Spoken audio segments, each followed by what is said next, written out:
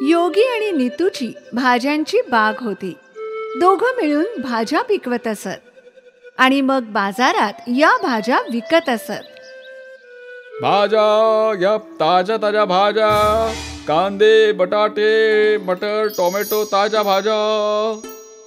बटाटे 15 रुपये, मटार 30. त्यांच्या ताज्या भाज्यांना बाजारात चांगली मागणी होती. काही वेळातच त्यांच्या सगळ्या भाज्या संपून जात असे आणि मग ते घरी येत असत. घरात त्यांची मुलगी राणी त्यांची वाट पाहत असे. राणी आजारी होती म्हणून ती बहुतेक वेळ झोपूनच राहत असे. आई, बाबा, मी तुमचीच वाट बघत होते. तुम्ही माझ्यासाठी वडे आणले आहेत का? नाही बाळा, आज बाजारात वडेवाला आलाच नाही. तुझ्यासाठी वडे नाही आणले, पण हे बघ. वा, आंबा. राणीला तळलेले पदार्थ खूप आवडायचे, पण ते तिच्या आरोग्यासाठी विषासमान होते. राणीच्या हृदयाला छिद्र होतं आणि तिच्या ऑपरेशनसाठीच तिचे आई बाबा एवढे कष्ट करत होते आणि रोजच्या मिळकतीतून ते जास्तीत जास्त पैशांची बचत करत असत. तुम्हाला काय वाटतं, आपण कधीपर्यंत पैसे गोळा करू शकू? माहित नाही, पण आपण प्रयत्न करत राहू. राणी योगी आणि नीतूचा प्राण होती. ते कोणत्याही परिस्थितीत राणीला बरं करू पाहत होते. रोज सकाळी 5 वाजता दोघं शेताकडे जात असत. सकाळी 9 वाजेपर्यंत शेतातलं सगळं काम आटोपून बाजारात जात असत आणि इकडे बाजारात कडक उन्हात उभं राहून सगळ्या भाज्या विकत असत. एकदा काय झालं, नीतू आणि योगी शेतात काम करत होते. तू आज एकटी बाजारात जाऊ शकशील का? मी जाईन की, पण तुम्ही कुठे निघालात? उन्हाळा येतोय आणि उन्हाळ्यात लिंबूला खूप मागणी असते, म्हणून मी लिंबाची रोपं आणणार आहे. आणि तसंही बाजारात लिंबाचे भाव वाढतच चालले आहेत. हो हो, नक्की जा. आपल्याला काहीही करून लवकरात लवकर ऑपरेशनसाठी पैसे गोळा करायचे. हो. नीतू सगळ्या भाज्या घेऊन बाजारात निघून गेली आणि योगी लिंबाची रोपं आणायला निघून गेला. योगी एका झाडांच्या नर्सरीत गेला. हा, बोला. मला लिंबाची रोपं हवी आहेत. दादा, एकही रोप नाहीये, सगळी विकली गेली. ठीक आहे. योगी दुसऱ्या नर्सरीत गेला. लिंबाची रोपं आहेत का? नाही दादा, सगळी संपून गेली. ठीक आहे. योगी आणखी काही नर्सरीत गेला. त्याला कुठेही लिंबाची रोपं मिळाली नाहीत. अरे, आता काय करू? मी विचार केला होता की लिंबाची रोपं लावून लिंब आली की ती विकून चांगले पैसे मिळतील, पण आता तर एकही रोप मिळत नाहीये. योगी त्याच्या विचारात चालला होता तेव्हा त्याचं लक्ष जंगलाच्या मधोमध असलेल्या घराकडे गेलं. या घरासमोर खूप मोठी बाग होती. एक अख्खी बाग खराब झाली होती. एक म्हातारी बाई मोठ्या कष्टांनी ही बाग स्वच्छ करायचा प्रयत्न करत होती. योगी त्या म्हाताऱ्या बाईकडे गेला. काय झालं आई? तुमची बॅग एवढी मोठी आहे, पण त्याची ही अवस्था का झाली? आता काय सांगू बेटा, माझ्याकडे मोठी बाग तर आहे, पण त्याची काळजी घेणारं कोणी नाही. माझी स्थिती बघ. मी म्हातारी कसं काय एवढं काम एकटी करणार? काही हरकत नाही, मी तुमची बाग स्वच्छ करून देतो. आणि योगी बागेची स्वच्छता करू लागला. त्याने जंगलातली झाडं कापली, वाळलेली झाडं काढून टाकली आणि सगळ्या झाडांच्या पानांना चांगलं स्वच्छ केलं. सर्वांना पाणी घातलं.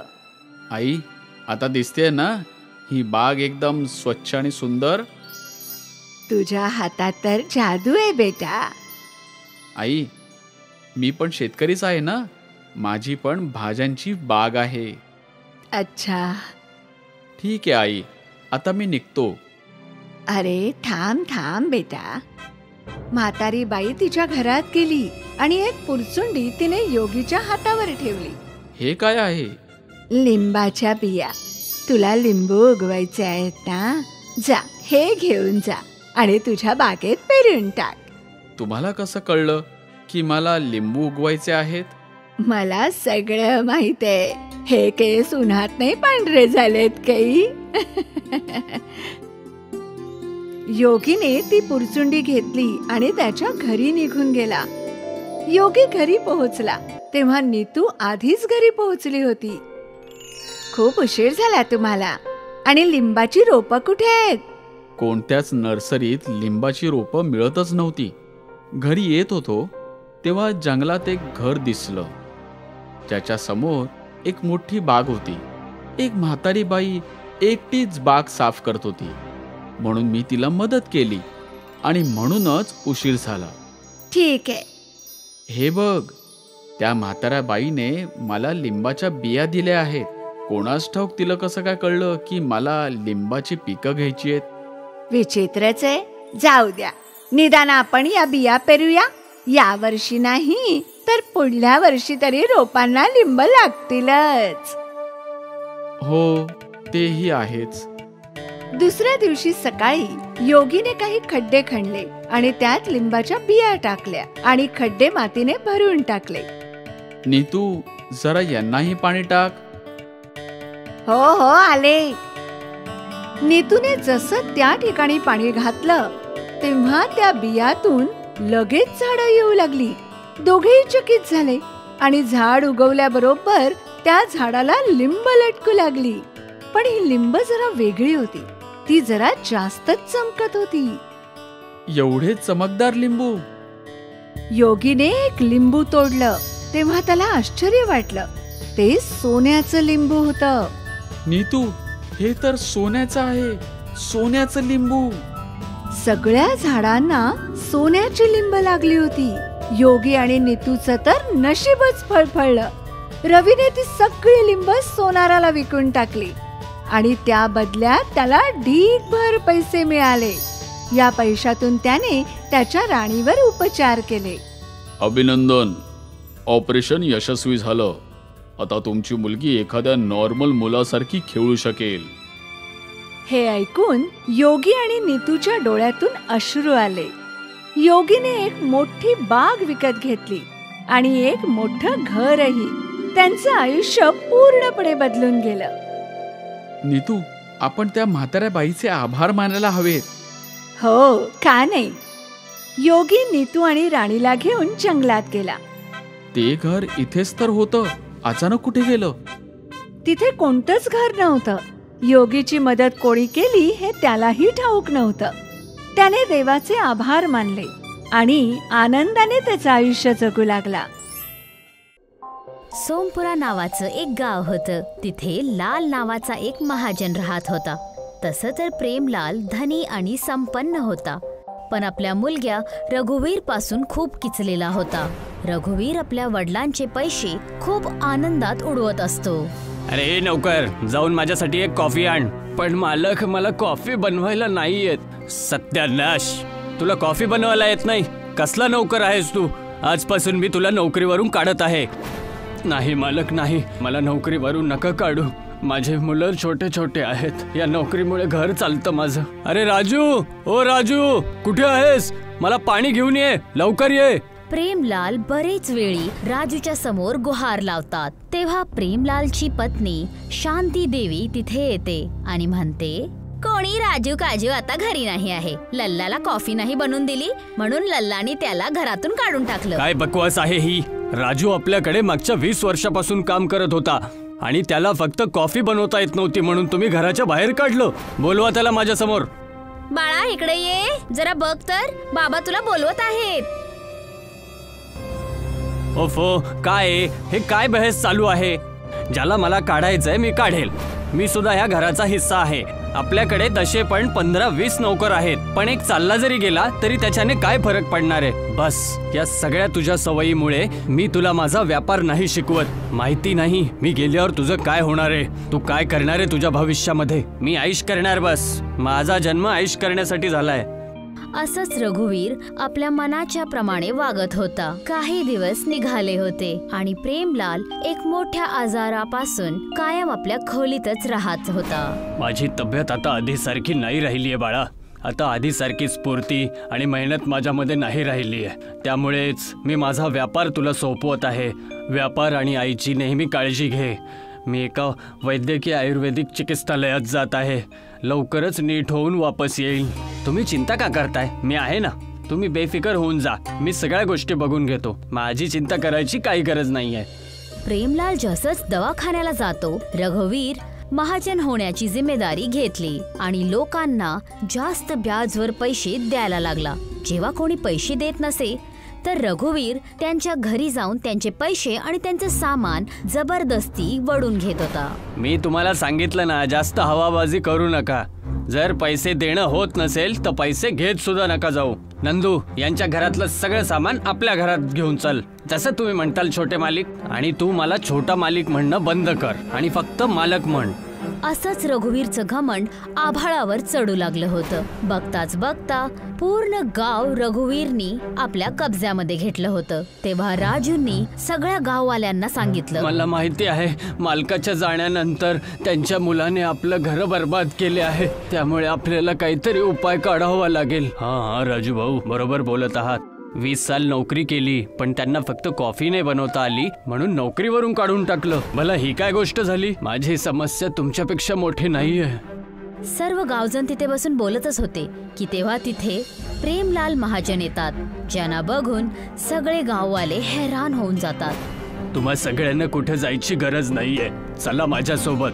प्रणाम मालक. तुम्हाला परत तंदुरुस्त बघून खूप चांगलं वाटलं. तुम्ही एवढे दिवस कुठे होतात आणि एवढे तंदुरुस्त कसे झालात? चला माझ्यासोबत, तुम्हाला सांगतो. प्रेमलाल त्यांना जंगलच्या रस्त्याने एक मोठ्या हळदीच्या विहिरीकडे घेऊन जातो. हळदीनं बनलेल्या विहिरीला बघून सर्वजण हैराण होऊन जातात. मालक, हे काय? हळदीची विहीर कसली? आणि ह्याचा काय मतलब आहे?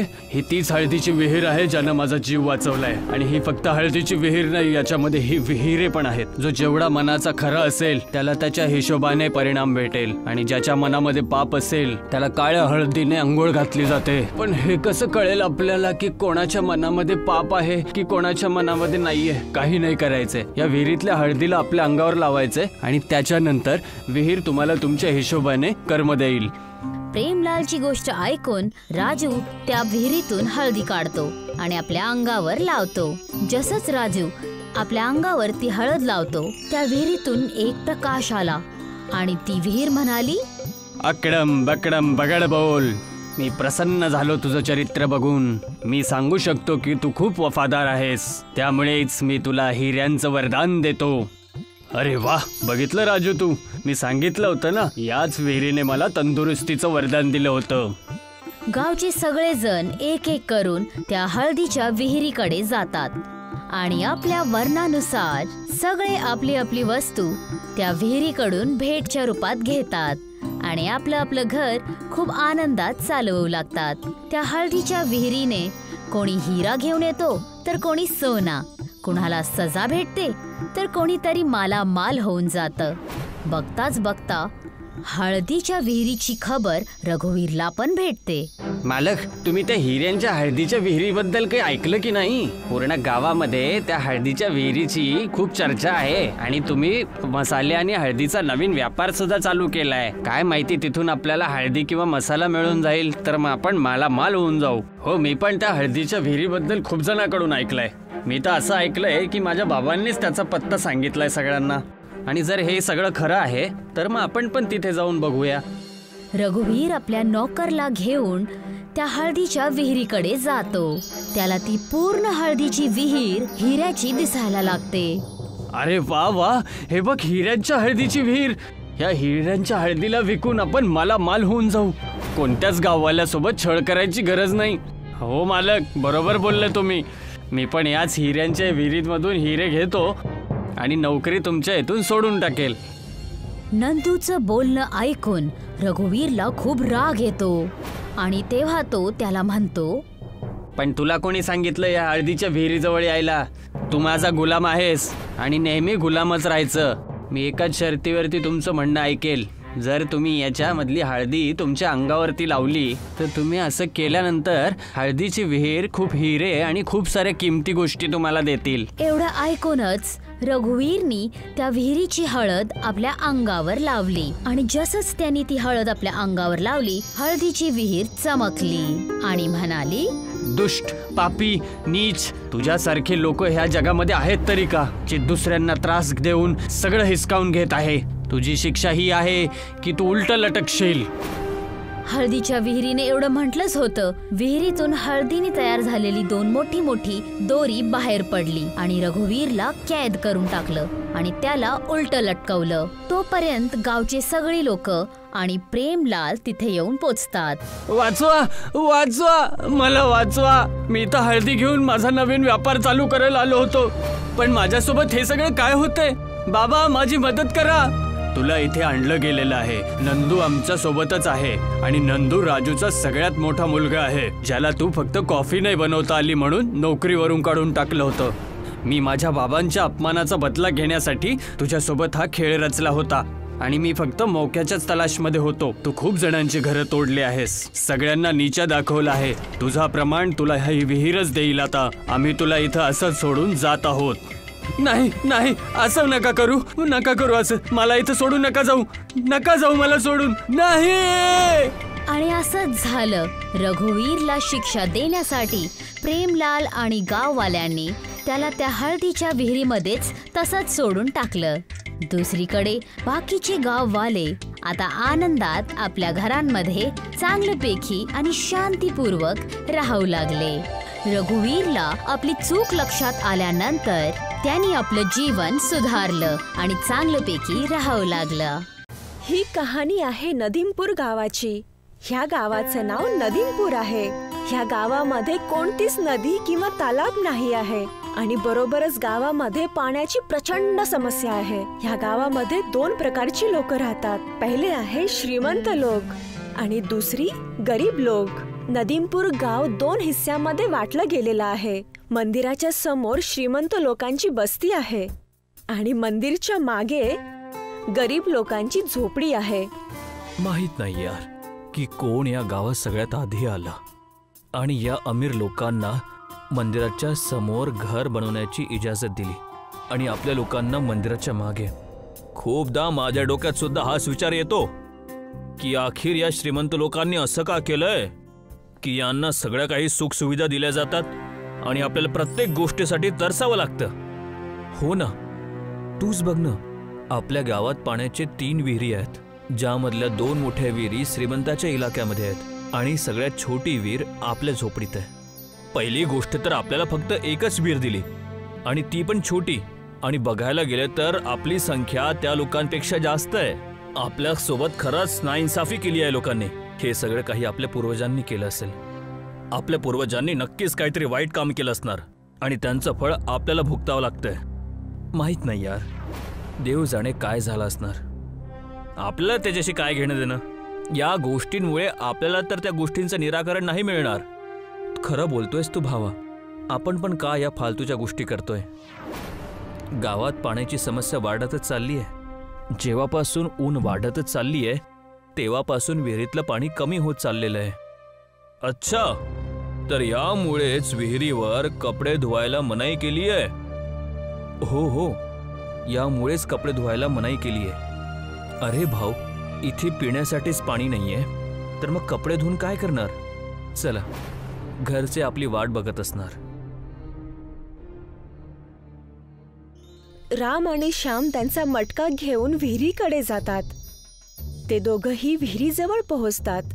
राम बादली विहिरीमध्ये टाकतो आणि वरती खेचतो आणि तो पाहतो बादलीमध्ये पाणीच नाही आलं. अरे, हे काय झालं. हे तर खाली बाल्टी वरती आली आहे. अरे हे काय, विहिरीतलं पाणी संपलं तर नाहीये ना. मला तर तसंच वाटतंय. राम आणि श्याम दोघेही विहिरीमध्ये पाहतात. विहीर पूर्णपणे सुकलेली आहे. अरे यार, ज्या गोष्टीची भीती होती तेच झालं. आता तर अजून गरमी सुरू पण नाही झाली आहे ठीकपणे आणि विहीर आतापासूनच सुकली आहे. आता काय करायचं. आता जे करायचं ते श्रीमंत लोकच करणार. तुला काय वाटतं, ते लोक आपल्याला पाणी देणार. वाटत तर नाहीये, पण तरीही प्रयत्न करायला काय जातो. राम आणि श्याम दोघेही त्यांचा पाण्याचा मटका घेऊन श्रीमंताच्या बस्तीकडे जातात. काही वेळ पायी चालल्यानंतर ते दोघेही श्रीमंताच्या वस्तीच्या गेटवरती पोहोचतात. जसं ते दोघं आतमध्ये जाण्यासाठी पाय उचलतात तेवढ्यात एक श्रीमंत माणूस राजीव त्यांना पाहतो आणि तिथेच थांबण्यासाठी त्यांना सांगतो. थांबून जा. कोण आहात तुम्ही दोघं आणि कुठे निघत चाललाय? जी, माझं नाव राम आहे आणि हा माझा मित्र श्याम आहे. श्याम त्या श्रीमंत माणसाला नमस्कार करतो. जी नमस्ते. पण राजीव ठीकपणे उत्तर देत नाही. ठीक आहे. कुठून आला आहात आणि इथे कुठं घुसतायत? जी, आम्ही याच गावात राहणारे आहोत. तुमचे शेजारी आहोत. आजपर्यंत तर तुम्हाला या गावात नाही बघितलं. ते काय ना, आम्ही मंदिराच्या मागच्या झोपडीत राहतो. अच्छा, तुम्ही झोपडीत राहणारे लोक आहात. तुम्ही या एरियामध्ये कशाला आला आहात? आमची विहीर सुकलेली आहे आणि आमच्या घरात पिण्याचं सुद्धा पाणी नाहीये, म्हणून इथे पाणी घ्यायला आलो होतो. अच्छा, तर आता तुम्ही गरीब लोक सुद्धा आमच्या विहिरीतून पाणी नेणार? तर काय आम्ही लोक पाणी घेण्यासाठी दुसऱ्या गावात जाणार? वाईट नका मानून घेऊ. आमचं असं म्हणणं नव्हतं. आम्ही तर फक्त एक मटकंच पाणी हवंय. एक मटका तर दूर, तुला एक थेंब पाणी सुद्धा नाही मिळणार. आणि जर चुकीने तू या बस्तीत पाय ठेवायचा प्रयत्न केला तर तुम्हा दोघांची टांगे तोडून टाकणार. बघा, आमची मदत करा. जर तुम्हाला कुठली मदत लागली तर आम्ही पण तुमची मदत करणार. तुम्ही गरीब लोक काय आमची मदत करणार? तुम्ही लोक आमच्या कुठल्याच कामाचे नाही आहात. तुम्हा लोकांना फक्त मागता येतं, बाकी काहीच नाही. जर तुम्हाला कुठल्या गोष्टीची गरज असणार तर आम्ही तुम्हाला देऊन टाकणार. असं कधीच नाही होणार. आणि जर आम्हाला कुठल्या गोष्टीची गरज पडली आणि ती गोष्ट आम्हाला तुम्हाला मागावी लागली तर आम्ही भूके प्यासे राहणार, पण तुम्हाला कधीच नाही मागणार. आता निघा इथून, नाहीतर तुमची खरंच टांगे तोडून टाकणार. राम आणि श्याम दोघेही निराश होऊन त्यांच्या घराकडे निघून जातात. आता काय करणार? आता तर आपल्याला पहाडीवर जाऊन तिथूनच विहिरीमधून पाणी आणावं लागणार आहे. पण ते तर खूप दूर आहे. तिथून पाणी आणायला 2 दिवस लागणार आणि त्या पहाडीवरून तर एवढं मटकं पाणी घेऊन नाही येऊ शकत आपण. जर आपण घसरलो तर आपला जीव सुद्धा जाऊ शकतो. जर पाणी नाही घेऊन आलो तर न घसरताच मरून जाणार आपण. चल, प्रयत्न करून बघूया. राम आणि श्याम दोघेही डोंगराकडे जातात. 2 दिवस पायी चालल्यानंतर दोघे जण त्या पर्वताच्या टोकावरती जातात, जिथे एक मोठी विहीर आहे. अरे, ही विहीर तर पाण्याने पूर्णपणे भरलेली आहे. मन तर करतंय की ही विहीर उचलून आपल्या गावी घेऊन जाऊया. ह्या दोघांचं बोलणं ऐकून विहीर त्यांना विचारते, का? एवढ्या पाण्याचं काय करणारच बाळा? आमच्या गावातली विहीर सुकली आहे आणि पाण्याची खूप मोठी समस्या निर्माण झाली आहे. आम्ही तर इथून फक्त 1 मटकंच पाणी घेऊन जाऊ शकतो, कारण पहाड खूप उंच आणि घसरणार आहे. तिथून पडण्याची पण भीती वाटते. विहीर त्या दोघांकडे पाहते. 2 दिवसाची पायी यात्रा करून दोघेही खूप थकलेले होते. विहिरीला त्या दोघांवरती तरस येतो. तुला परेशान होण्याची गरज नाहीये बाळा. आता तुला पाणी घेण्यासाठी इथे नाही यावं लागणार. मी स्वतः येऊन तुझ्या गावात येणार आणि सगळ्यांना पाणी देणार. विहिरीचं बोलणं ऐकून राम आणि श्याम खूप आनंदी होतात. आता विहीर राम आणि श्याम सोबत त्यांच्या गावाकडे चालू लागतो. पुढे राम आणि श्याम चालतात आणि विहीर त्यांच्या मागे मागे. 2 दिवसाचा प्रवास केल्यानंतर राम आणि श्याम विहिरीसोबत त्यांचं गाव गरिबांची वस्ती इथे पोहोचतो. पाण्याने भरलेली विहीर बघून सगळे लोक खूप आनंदी होतात. आता ही विहीर स्वतः प्रत्येकाच्या घरी जाऊन स्वतः पायाने जाऊन त्यांना पाणी देते. ज्या पाण्याने आता सगळे गरीब लोक त्यांनी चांगले कपडे धुतात, आंघोळ करतात आणि जेवणही बनवतात. हळूहळू गरमी वाढते. आता नदीमपूर गावामध्ये श्रीमंताच्या वस्तीमधले 2 विहिरी सुकले जातात. जवळपास कुठेही लांब पर्यंत पाणी नाहीये. यासाठी श्रीमंत लोक गरीब वस्तीमध्ये जाण्यासाठी निघतात. राजीव त्याच्या 2 हातामध्ये बादली घेऊन गरिबांच्या झोपडीकडे जातो. राजीवला येताना पाहून श्याम त्याला थांबवतो. कुठे जातोयस तू? गरमीमुळे आमच्या इकडच्या 2ही विहिरी सुकल्या आहेत. घरात 1 बूंद सुद्धा पाणी नाहीये. काय तुम्ही मला पाणी देऊ शकता? बिलकुल नाही, निघून जा इथून. माझ्यावर दया करा भाऊ. जर या वाईट काळात जर तुम्ही आमची साथ नाही देणार तर आम्ही तहानेने मरून जाणार. तर मरून जा ना, थांबवलं कोणी आहे? विसरला जेव्हा आमची वीर सुकली होती आणि तू तर तुझ्या बस्तीमध्ये आम्हाला येऊ सुद्धा नाही दिलं होतं. माझ्यावर दया करा भाऊ, मला माफ करा. माझ्याकडनं खूप मोठी चूक झाली आहे. निघून जा इथून, नाहीतर तुझे टांगे तोडून टाकणार. असं नको बोलूस भावा, शेवटी हे आपल्या गावातलेच आहे. आपल्याला यांची मदत करायला हवी. तुला तर माहितीच आहे ना या लोकांनी आपल्यासोबत काय केलं होतं. हो, मला सगळं माहिती आहे. पण जर वाईट काळात जर आपण यांची मदत नाही करणार तर आपल्यात आणि यांच्यामध्ये काय फरक राहणार? राम राजीवला आणि बाकी सगळ्या श्रीमंत लोकाला आतमध्ये त्याच्या झोपडीमध्ये बोलवतो आणि त्यांची भांडी पाण्याने भरून देतो. श्याम पण राजीव आणि बाकी सगळ्या श्रीमंत लोकांना माफ करतो आणि राम आणि श्याम दोघांच्या म्हणण्यानुसार पायी चालणारी विहीर आता श्रीमंतांच्या घरी जाऊन त्यांनाही पाणी देते आणि आता सगळ्या गावामधून पाण्याची कमतरता कमी होते आणि आता ह्या गावामध्ये श्रीमंत आणि गरीब सगळे लोक मिळून मिसळून राहतात.